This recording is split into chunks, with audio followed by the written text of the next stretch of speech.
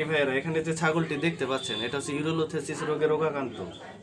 তার প্রস্রাব আটকে গেছে। বেশিরভাগ ছাগলের এই সিজনে এই সমস্যাগুলো হচ্ছে, প্রস্রাব আটকে যায়। মাঝে মধ্যে দেখা যায় যে মেডিসিন খাওয়ানোর পরও তাদের যে রেজাল্টটা আসা সেটা আসতেছে না। যাই হোক, সেই ক্ষেত্রে এখানে কি করা হয় যে তার প্রস্রাবের লাইনে যদি পর্দা পড়ে বা প্রচুর পাথর চলে আসে সেটা ক্লিন করতে হয় এবং সার্জিক্যাল উপায়ে তার পর্দাটা রিমুভ করে তারপরে তার লাইনটা ক্লিয়ার করে কিছু মেডিসিন প্রোভাইড করা হয়। আপনার বাসায় যদি কখনো গরু ছাগল যাই লালন পালন করেন, যদি কখনো প্রস্রাব আটকে যায় বা ইউরোলোথেসিস রোগে রোগাক্রান্ত হয়, অবশ্যই দ্রুত ডাক্তারের শরণাপন্ন হবেন।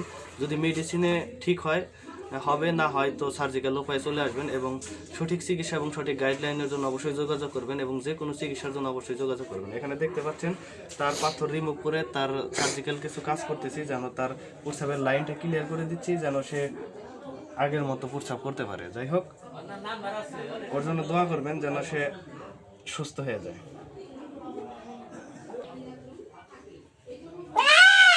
দাঁড়া, হেই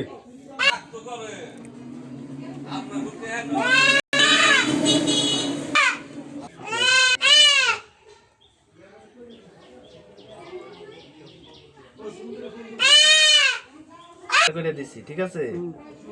এখন বাকিটা উপরওয়ালা ভরসা করে দিতে।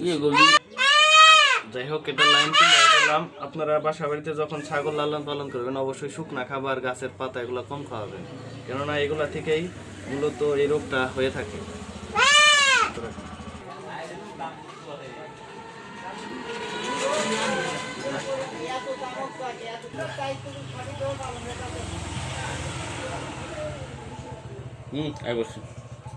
খায় না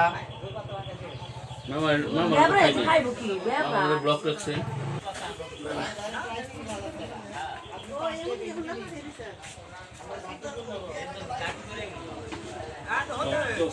আমরা